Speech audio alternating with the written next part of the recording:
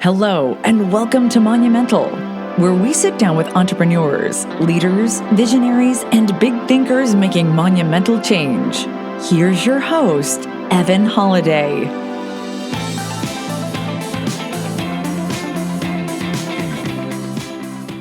Scott, great to have you on the show. How you doing?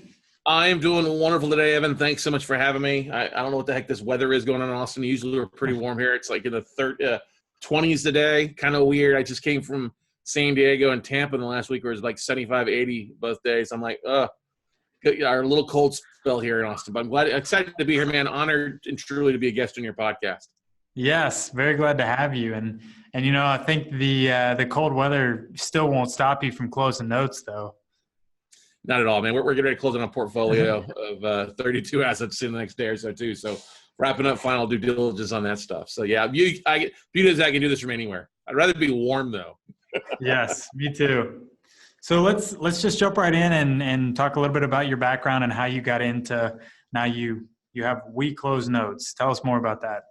Yeah, so We Close Notes, we are an Austin, Texas-based real estate investment and education company where we focus on the niche of buying distressed debt, distressed mortgages on residential commercial properties, with the goal being primarily in mind to buy the debt and then reach out to the homeowner or the borrower and try to get them reinstated, get back on track of some sort, because we buy the debt at a substantial discount. That gives us a lot of flexibility. I've been buying distressed debt since, 11, 12 years now, since 2007.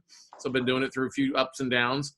Absolutely love what I do. It's basically my sole focus. I don't really, we may dive in a little bit of other stuff, but mostly for the real estate stuff, we're focused on, as I like to say, rehabbing the borrower with the stuff that we buy. But I got into it with a mentor of mine, taught me kind of the note business as I was starting a mortgage company back in 2004 with a buddy. And we were doing a lot of lending to investors across the country. That went well for, 5 years, 2004 to roughly 2008, 9. And then when the music stopped with the markets changing, I just jumped from the origination side to buying non-performing debt full time. So done that for a while. Austin, Texas has been home for most of that experience, except in 2010. I sold everything I owned here in town except the dog.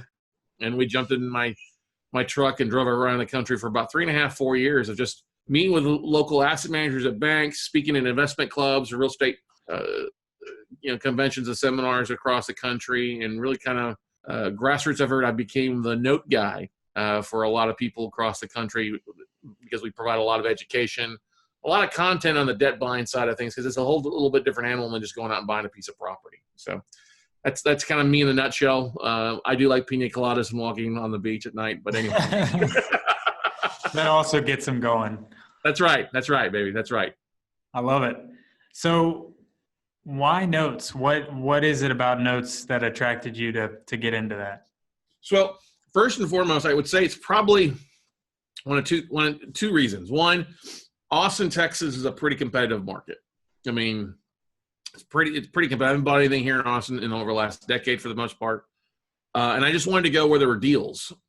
And in 2009, 2010, there was a lot of stuff going on in the market. I think everybody agreed to that with all the stuff hitting the fan. And I started getting lists sent to me from banks on a regular basis of stuff like, they're like, please buy something. I'm like, okay.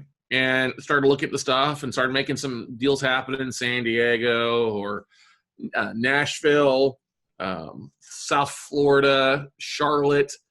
Started getting deals in, started making things happen across the country. Well, I wasn't seeing anything really happening here in Austin because the banks are just foreclosing, because we have the fastest foreclosure laws in the state here. And so I loved it because I was doing deals in multiple cities from wherever I was at, whether it was here at home or traveling.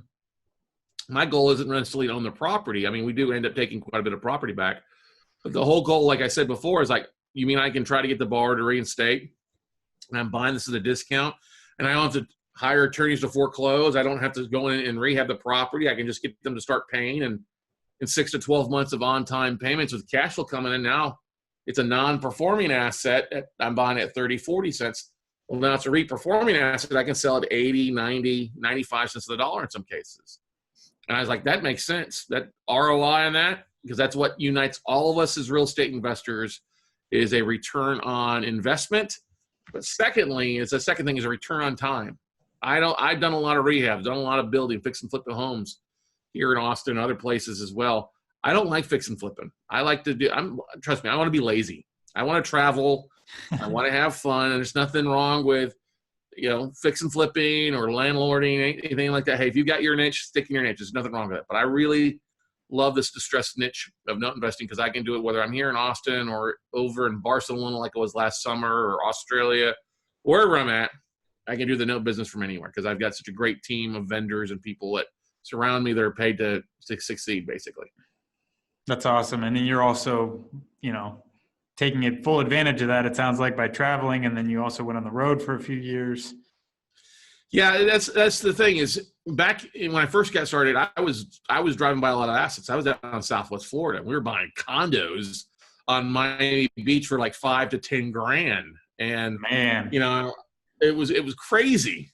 Now I don't drive by much of the assets anymore. I mean, occasionally I'll take a trip and go somewhere new that I haven't been before. But the beautiful thing about this business is that there are professionals everywhere, real estate agents, attorneys in every state, people that I can pay to drive by and be my eyes and ears. So it allows for me to kind of take that inner control freak that all of us as real estate investors have, right, shake them up a little bit and say, hey, don't work so hard. And use the tools and, this really cool little thing that Al Gore invented called the internet. Yeah, I can use that to do a lot of my due diligence. I can use a lot of the tools online to track down investors in areas or realtors or investment clubs and really reach out to the professionals in those cities to help me really create a win-win scenario if I need to. That's right. And really, it sounds like you're leveraging all of your partners and helping them make it a win-win. So you touched on kind of roughly your business model is buying the notes from banks or from people that are holding the notes that are typically distressed.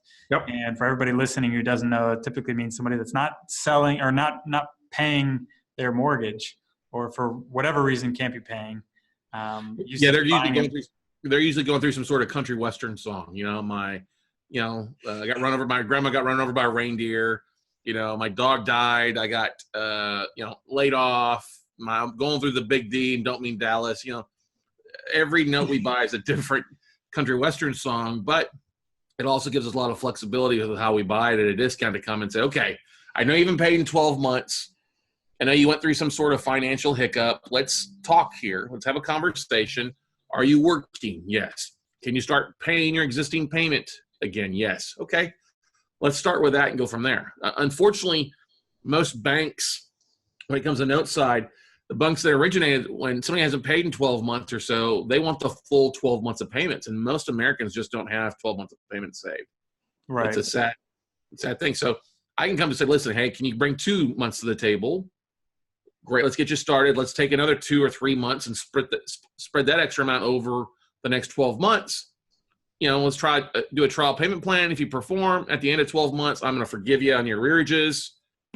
I'll probably drop the interest rate or I'll drop the balance down to something that's, if they're underwater to close to market value and really kind of give them that hand up out of that hole that maybe they dug themselves or maybe it dug itself around it with property values dropping or the market's changing.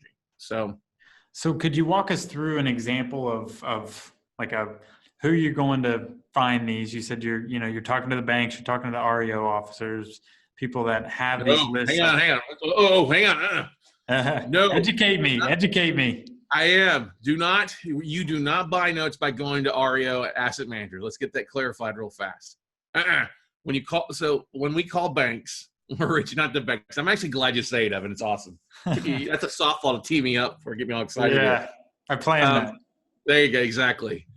The departments in the banks that we deal with are called basically by 2 names. They're called the Special Assets Department or the Secondary Marketing Department. Now, for the investors out in your audience out there, if they call the bank and ask to speak to their REO agent or something like that, they're just going to get sent to a realtor.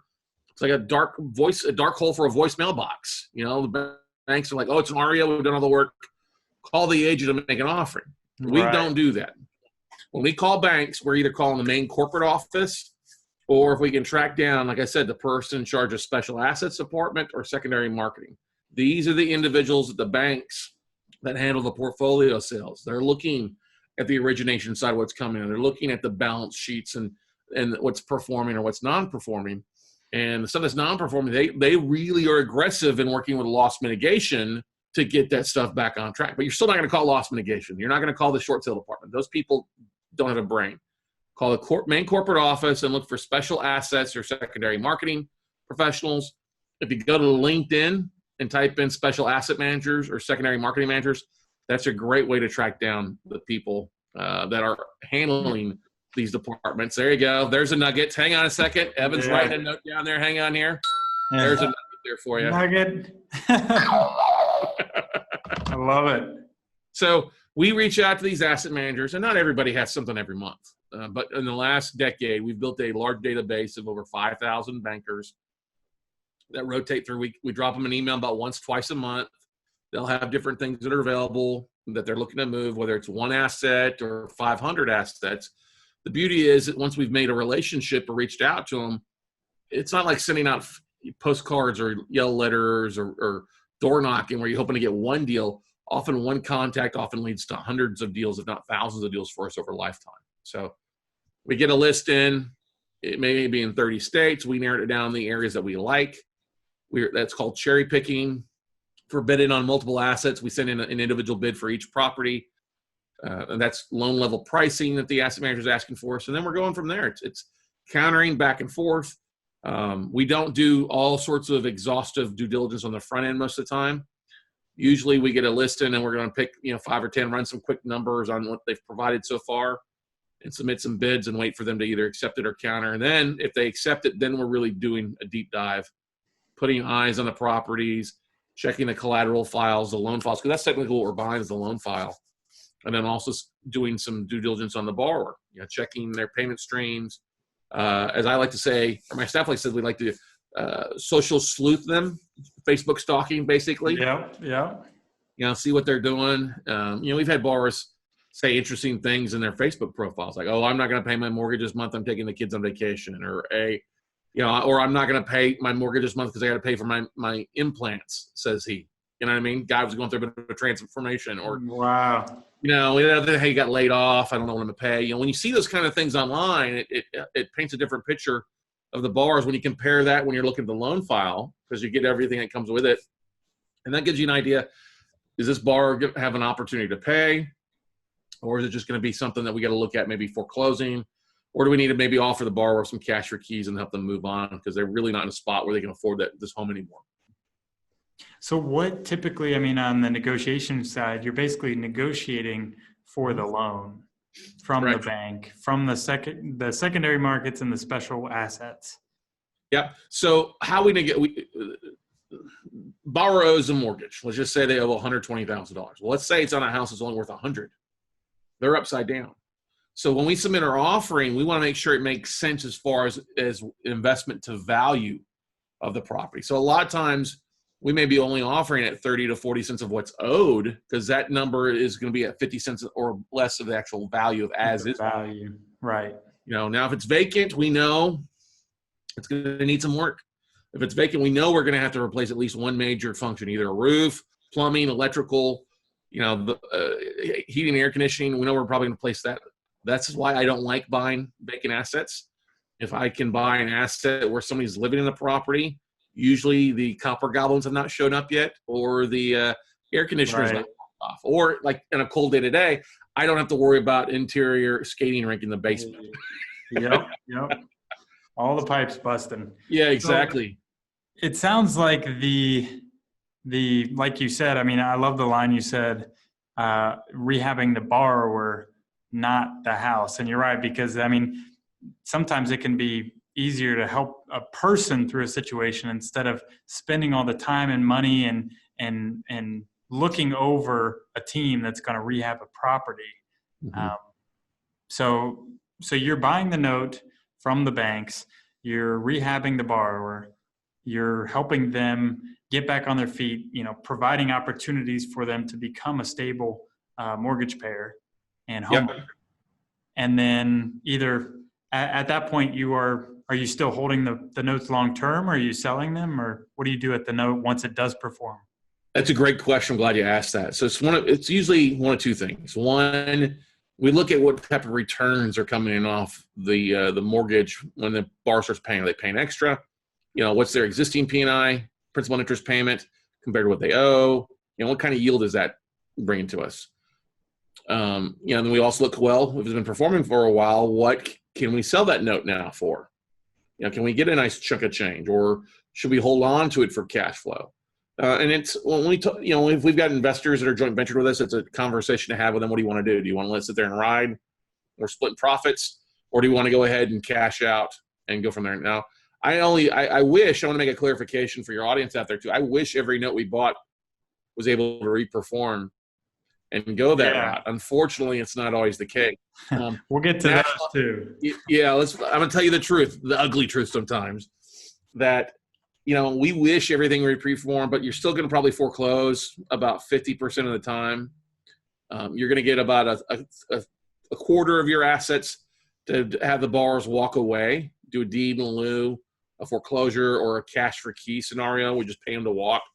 And then about another, the final 0.25% you'll get reperforming. Now, the better you get at your business and the better you look at the assets and due diligence, those numbers increase. Like our numbers are about 50 to 60% of the deals we buy, the borrowers reperform because we do such an intensive job on the front end. Big mistake that we see a lot of investors that come on over the note side, though, is they start evaluating the note like it's a piece of property, and they end up overpaying for the notes because they start going off of ARV, after repair value. Yep. And it's not always the case. One of the biggest mistakes I made early on in my first 2 years in the note business is I was always trying to foreclose on everything. And so now I'm outlaying attorney fees, I'm outlaying repair costs, and in some states it can take 6 to 12 months to foreclose, if not longer. No cash flow either. Yeah, and that's not a good place to be. I want cash flow. And that was if I had a lot of borrows early on that could have modified, would have been cash flow and been sitting pretty. And that was one of the biggest mistakes I made early on, was coming into it from the fix and flip side and not thinking about it as a note or as a bank on that aspect. Because that's what the banks make the money. They love that cash flow. They love that money coming in. They can leverage that money 10 to 15, 20 times out there. And really, they make their money by being the lender, not being the property owner. And I think that a lot of real estate investors, they get into the real estate game because they watch flip or flop or flip this house or, stuff like that. I want to be the slumlord or the landlord. And I don't want to work that hard. All right. I've been there, done that, got the t-shirt and the scars to prove it. I don't want to work so hard as I get a little bit older. I mean, I'm 41 now. I expect to be retired before I turn 50. And I'm just having a lot of cash flow coming in. That doesn't mean I won't have to replace assets.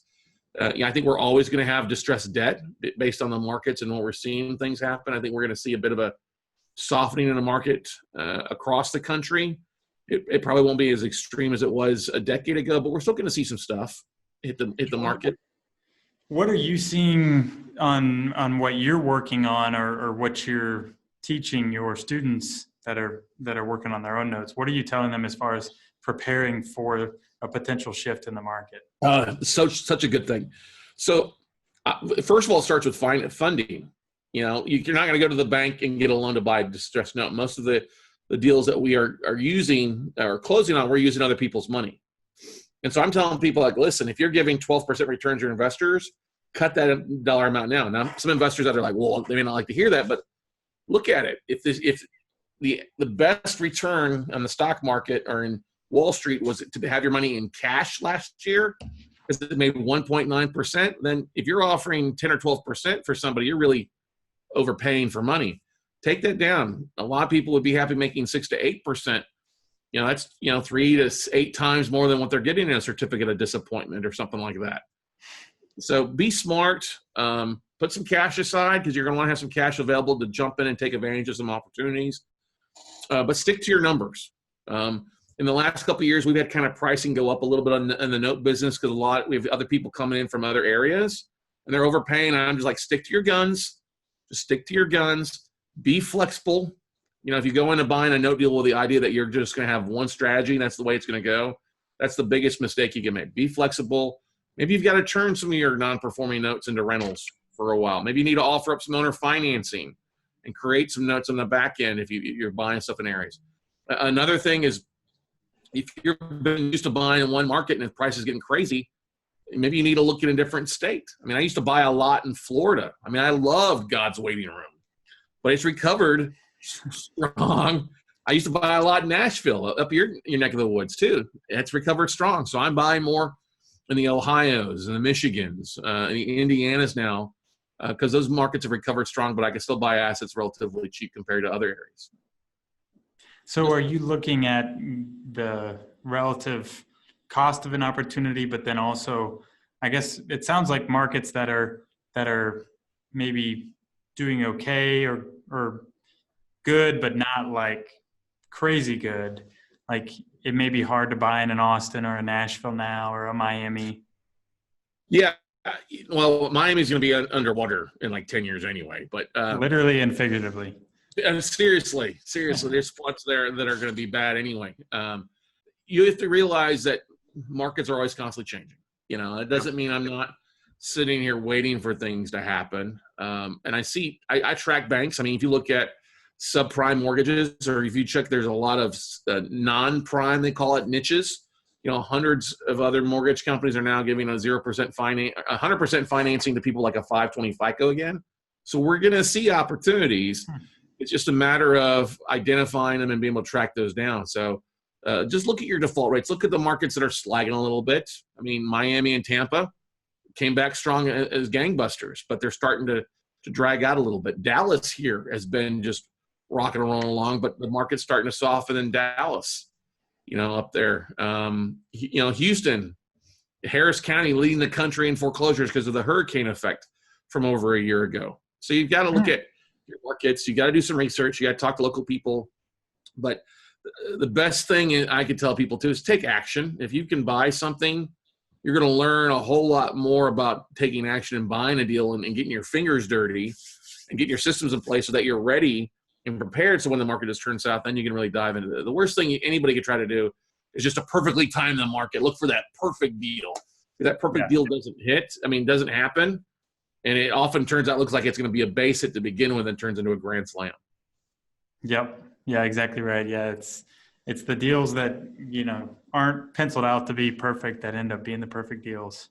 Yeah. Now, I'm seeing stuff in commercial loans too. I mean, I cut my teeth the first couple of years in just buying non-performing commercial properties. I'm looking. Funny thing, I had a bank call me with a nice mixed-use property in Alabama, and then another bank call me. Get this, it's a different type of green returns, a dispensary and grow house in California, in LA of all places. Wow. That they want to get off their books. What most people don't realize is, you're buying debt and you're dealing direct with the bank, you're 6 to 12 months ahead of where most investors are playing. Most investors are playing looking for REOs or the stuff that's being foreclosed out. That's kind of the end of the river. That's like the New Orleans aspect of it. I want to be further up the Mississippi, like at the headwaters up by Lake Minnetonka in Minnesota, where the headwaters of it. I only say that because I'm from Minnesota originally, and I know that. That's amazing. I was like, how does he know that? I'm gonna get all sorts of crazy stuff I'll pull out of my ass here in a second. But anyway, that's for a different show and a different time. Yeah. We'll get some bourbon and cigars for that one. Hey, there you go. Pull out some Crown or some Macallan 30-year-old or some port with a good Rocky Patel cigar or two. I love it. So go back to what you were saying earlier. Let's go back to, you mentioned taking action. What else would you tell somebody that says, hey, Scott's got something good going on, I want to try this out? What is this We Close Notes? How do they get into buying notes? So the first thing that anybody needs when they want to get into buying notes is education, because it's a different ball game. And we pride ourselves, we're very prideful of the fact that we have built this media machine. And everybody that's listening out there, you're not in real estate, you're not in sales, we're all in the media today, marketing. And that's what has helped separate us with We Close Notes from everybody else out there, is that we are a marketing machine. We reach out to asset managers on a regular basis. We are doing all sorts of videos and training, stuff like that. So get yourself educated. Check out our YouTube channel. I mean, we've got thousands of videos. I run a little podcast called the Note Closers Show podcast as well. It's been around for about 18 months, about a quarter actually over 250,000 downloads. We just signed an agreement, though. Our show is going live across 16 AM and FM radio channels this next week. Wow. From Tampa to, thank you, from Tampa to LA. We've got, we're pretty stoked about that. But get educated, learn, ask questions. We've got a variety of great ways to learn out there. The podcast, the YouTube account. You'll find a lot of our successful students are out doing some great things. But we believe in a philosophy called co-opetition. All right, that's where cooperation and competition come together. And every investor out there is looking for their own to boost their bottom line. Let's be realistic. Whether they're paying to leave their job, whether they're wanting to retire, whether they want to retire a spouse or do something, pay for the kids, grandkids, or whatever. We all want are competitive, but in the note space, it's such a small niche. Yeah. I mean, I'm willing to say there's probably maybe 10,000 true note investors out there that are buying distressed debt like I am or less. And so there's plenty of inventory, millions and millions of loans still in default, but there's just not enough people to buy them all. And that's why we believe in co-opetition, because there's plenty of deals out there for everybody. There's plenty of resources. And we really believe that the note space is one of the friendliest, because it's like, hey, you need a realtor? Hey, here, use my realtor. You need a attorney? Call Franco Burrill. They'll help you out with it. Or call the Singer Law Group. Or you need a servicer? Hey, call Madison Management, and they'll all work to help you out. Tell them I sent you, and they'll take good care of you. So that's the thing. If anybody's getting started, learn the business, watch it, ask questions. I mean, I would look at attending a conference or two, but there's so much great information on like Bigger Pockets and LinkedIn and other places out there that's a great way to get started. You don't have to spend money to learn right off the bat. I mean, yeah, we have an education side of what we do, yes, but I always tell people, like, look, go learn it. It's not for everybody. If you're in engineering that suffer from overanalyst paralysis, or you like to chase shiny object syndromes, stick to where you're at. Don't come into our neck of the woods, because you really have to be focused with what we do with note investing, because there is a lot of moving parts. There's a lot of different things that go on from with your deals, and if you're trying to just add another tool to your tool belt, then you probably don't want to add this tool belt, just because it's a different mindset for the most part. Right. Yeah, I love that advice.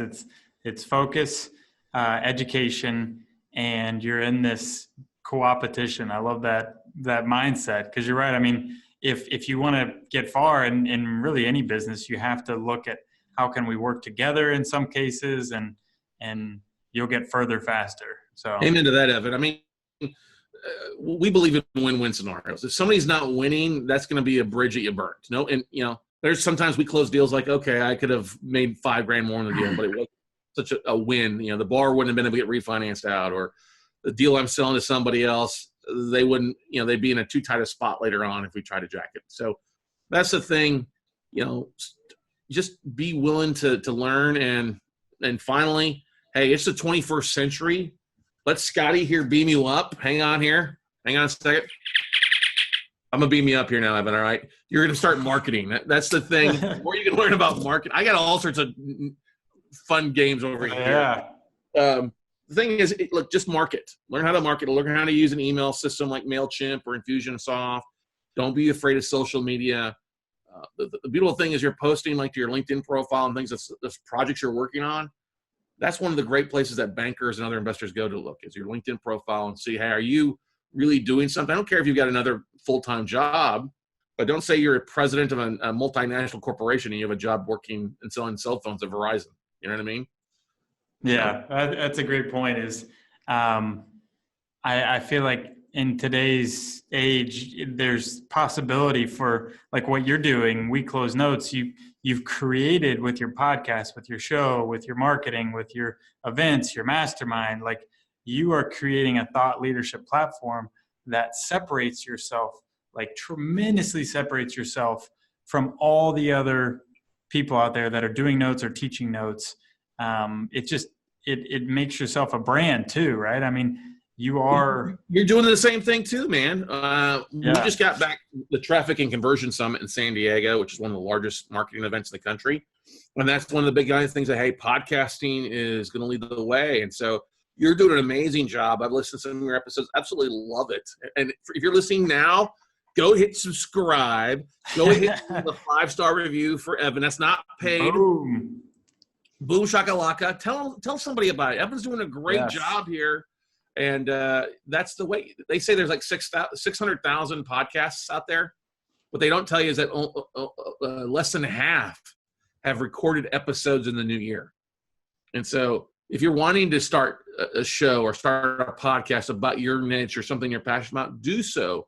It leads to so many opportunities of people networking or investors that are listening that want to invest or want to take things to a new place. Expand your audience, just like Evan's doing here. So many opportunities out there. You don't have to worry. Don't come from a scarcity mindset. There's plenty of things to make things happen out there. Yes, I love it. First off, thank you for that shout out. I appreciate that. And you if you had a crappy show, I wouldn't be on here, dude. That's what I like to hear, man. We set the bar high. You do a great job. Do a really good job. But yeah, to your point, I mean, podcasts, that's what I tell everybody. I'm like, you can start a podcast. It's not as hard as you think it is. Mm-hmm. I mean, it's funny. I tell people the story of how we got started quickly in a nutshell is like, I didn't even have a podcast. I just wanted to talk to this guy. He's like a venture capitalist. I was like, this guy's awesome. I want to pick his brain. I want to learn everything.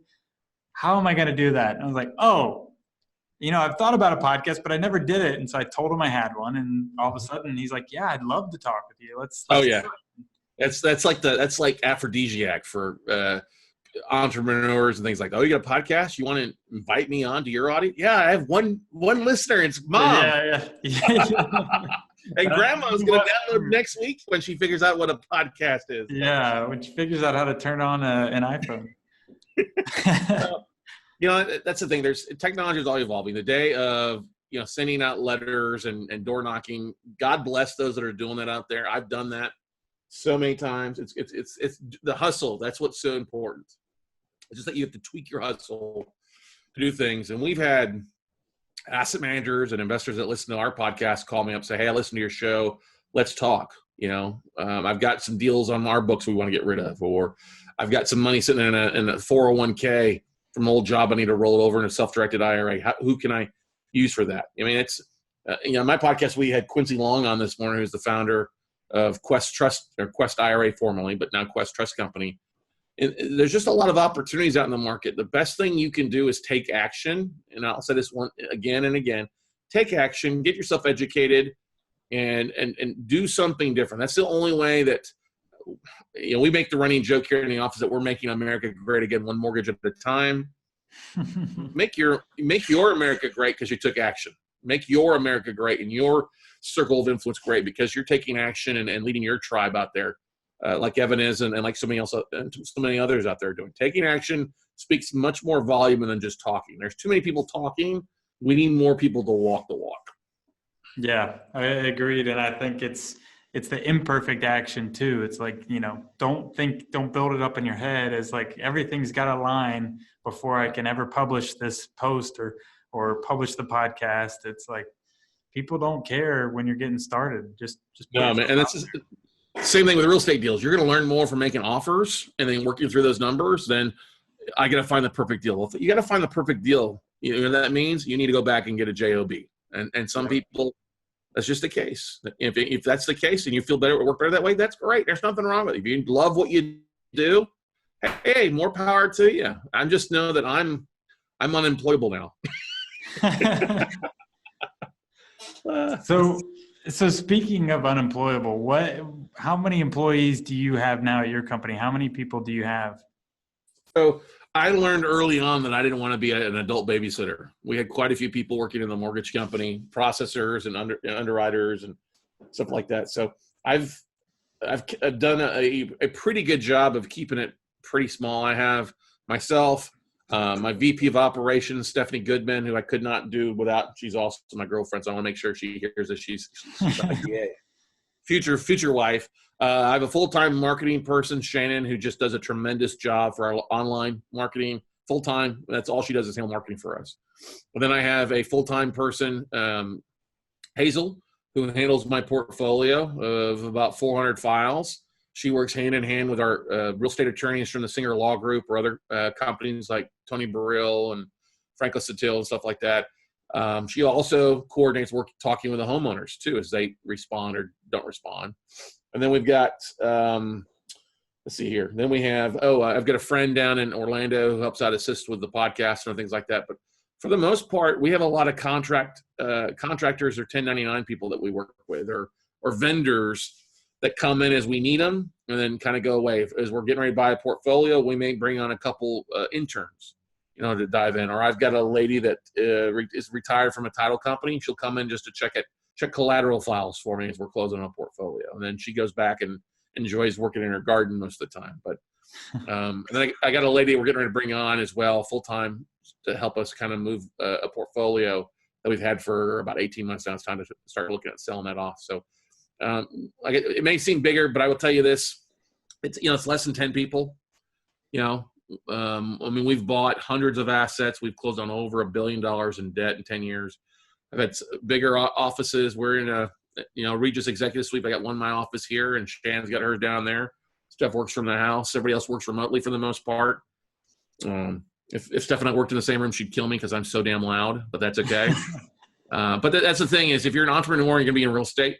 There's probably the most important hire I would tell people is if you find yourself doing everything, you are now you're now the clog in the drain. Hire yourself an assistant, whether it's 10, 20, 30 hours a week, and your first assistant that you hire is going to be worth six figures to you because they're going to help you. You can delegate the little things that are way below your pay grade, whether it's going and getting you coffee or dropping your dry clean off or checking Zillow values and renometer numbers for your deal diligence. Hire that assistant. They can help you out and allow you to focus on the two really main things that most investors will be doing, going out and finding deals and raising capital for the most part. Those are the two biggest things. You're always going to be doing that, and that's where the best bang for your buck is at. Yes, and I think you hit the nail on the head with, you're leveraging other people's time, and so you can double down on the things that you're best at and where your biggest values, your core values, or your biggest impact on the company is. And it's really just, assistant or somebody there to help you is almost just as impactful on your mindset and your peace of mind. Because a lot of times, sometimes I'll just stress out about putting together meetings or organizing logistics or certain things that I know need to be done, but I just hate it. And there's things like that could easily be taken off your plate. So here's one of the best advice I can give to anybody out there. Get rid of the to-do lists. All right. Give the to-do list to your assistant and you focus on the big rocks list. And that's one of the big things. Get rid of, everybody likes a to-do list. And then what we do is we psych ourselves out. Oh, we did all this stuff, which is like 10 minutes worth of work, but the list looks big, versus focus on the big income generating or the money generating items. Don't get me wrong. We all have little things that sometimes you only going to do, but the more you can outsource, the more money you're going to make, because you're going to be able to focus on your biggest big rocks and then feel a lot happier and a lot more accomplished. The other small stuff will fit in around your day, around your week and stuff like that. But the big things, focus on the big things first. You'll be a lot happier and more productive and more profitable for sure. I love it. So what's next for you? You said you have the big portfolio you're going to potentially close soon. Yeah, we're constantly buying and selling. We were buying a portfolio of performing notes at roughly about 70 cents on the dollar. It's thrown off an 18 cap to us right now at the purchase price, and that's not including any extras we get from them. But constantly buying and selling. Our podcast is kind of our pet project here. It's kind of blown up, which is crazy. I guess my old radio DJs at East Texas State University. This is Scott Carson at 9:00 at night, and you're listening to Easy, on the Eagle. It's coming back for that. But I like streamlining. That's the biggest thing. I'm constantly reviewing what we're focused on, cutting back a little bit of the things that don't make sense for us, and just being streamlined. And that's 2019 is going to be a good year for us. I can feel it in my bones. I can see it with the numbers and other things that we're seeing happening. Just keep plugging away. If anybody's out there struggling and you're rocking and rolling, just keep your eye on the prize. Keep rocking forward. If you've got to put it down, the cross that you're bearing for a little bit to get a job to pay bills, if you're trying to do this, hey, that's okay. Don't give up on your dreams. Sometimes you got to set it down and rest for a little bit before you can go on and get rejuvenated with energy. I love it, man. Well, let's jump right into our monumental questions. Okay. What does success mean to you? Ooh, it's a good one. So what does success mean to me? Um, Success means you get to do what you want when you want to do it. And for some people, $5,000 a month coming in is success to them because they can leave their job and do where they want. Others, it's $50,000 a month coming in. So I think what you have to realize, success is just a number. It's different for anybody else. There's no right or wrong. You define what success is to you. The biggest harm you can do though is not to identify that and write it down and then share it. If you can share that, you're likely, I believe in putting things out in the environment and quantum physics and all that kind of work for you. Success is being able to do what you want when you want it. As John Goodman would have said from The Gambler, that's FU. FU money. If you got your house paid off and $2 million back, that's FU money. You can do whatever you want and everybody else can go F off. You know what I mean? So that's what success is. Be doing what you want when you want without having to answer to anybody. Yes, we all need some FU money. There you go, right? So what do you have daily habit or ritual that contributes to a good day? Oh my gosh, yes. A couple years ago with all the travel I was doing, I put on over 5 years, I put on about 50 pounds, which was all sponsored by Ribeyes and Crown Royal. Okay.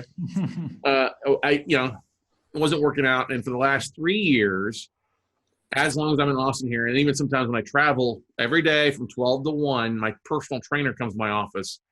And we've got an on-site gym here, and we work out from 12 to 1. He puts me through all sorts of, exercises of push-ups, sit-ups, squats, one-arm things, and so we do a lot of core exercises. But when I'm traveling, like I've been gone for 2 weeks, I did a little bit of this on the road, I miss that. And it allows for me to have a clear head in the afternoons. It really boosts my energy in the afternoons, evenings, so I'm rocking and rolling along. A lot of people ask me, how the hell do I have so much energy? I'm a big guy. I'm not gonna lie. It's just a matter of like, I'm able for that afternoon energy to kick in because the fact is I took time, I put some money in my own personal wealth bank, and it's one of the best habits I can do. Take care of your body. You only got one of them. Take care of your health. Because if you want to work your ass off and have fun later on in life, you got to be able to be healthy to enjoy it. The last thing you want to do is not be able to enjoy all the spoils of your hard labor. Yeah, I agree 100%. I think that's something to, if you want to accomplish a lot, you got to make sure your body's on board with that and take care of your body. The last thing you want to do is work your ass off and be sick for a week or two. That's no fun. I've been there before. So, yeah. All right. What is a favorite book or book you're currently reading? A favorite book I love, we probably give away 100 copies a year, is a book by Napoleon Hill. It's called Outwitting the Devil. Oh, that's not what I would have expected. You were going to say Think and Grow Rich, weren't you? You were thinking that, weren't you? Yeah. Great book. I love it. I mean, we have away a ton of those copies. Outwitting the Devil was written by Napoleon Hill in 1938. Unfortunately, his wife would not let him publish the book because it's a theoretical conversation that Napoleon is having with the devil. Talking about, hey, how are you so successful? How are you able to just keep people from doing big things? And the devil says, basically, the fact is I throw them distractions in front of them. I make them drift away from their primary focus. And those people out there that are able to do the most amount of good are the ones that are soul focused. They don't drift. They don't get distracted. They kill the squirrels off. They're focused on one thing. Those are the people I can't stand.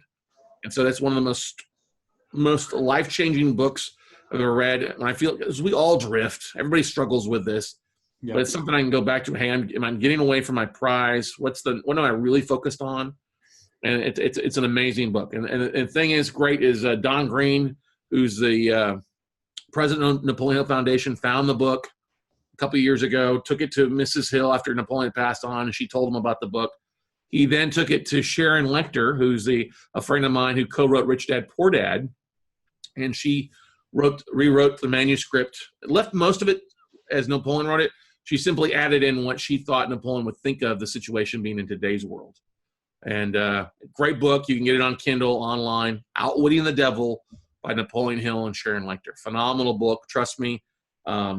Everybody we give it to says it's one of their top 3 books that they've ever read.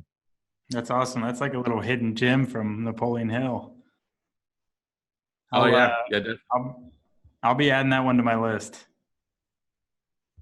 Can't go wrong there, man. All right. In closing, how can our Monumental listeners reach out to you or follow you or get in touch with you? So real easy, one or two things. If people have a phone they're listening to, they can go over. If they text the word notes, N-O-T-E-S, notes, N-O-T-E-S to the phone number 72,000, that'll get them access to over 80 hours of free video training and a kind of an intro PowerPoint to what note investing is. Or they can always go to weclosenotes.com and check out all the different things we have there available as well. I love it, man. Well, I honestly had a blast today. I love your energy. This was a great episode. And thanks for being on. Hey, man, thanks for having me. Honored as always. Guys, go out there, subscribe, leave Evan a 5-star review. You'll love it. Come on now. Boom. Love it. Boom.